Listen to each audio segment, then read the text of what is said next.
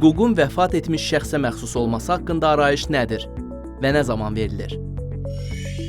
Daşınmaz əmlakın dövlət reyestri haqqında qanunun 8-ci maddəsində göstərilmiş əsaslara görə daşınmaz əmlak üzərində mülkiyyət və digər əşya hüquqları əldə etmiş şəxs çıxarış almadan vəfat etdikdə, onun notarius tərəfindən müəyyən edilən qanun və ya vəsiyyət üzrə vərəsələrinin daşınmaz əmlakın dövlət kadastrı və reyestri publik hüquqi şəxsə müraciəti əsasında hüququn vəfat etmiş şəxsə məxsus olması haqqında elektron arayış verilir.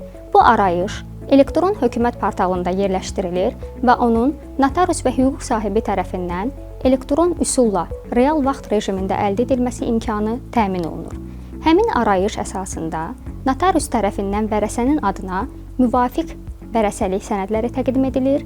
Bundan sonra vərəsə müvafiq vərəsəlik sənədləri əsasında öz adına daşınmaz əmlakın dövlət reyestrindən çıxarış əldə edir.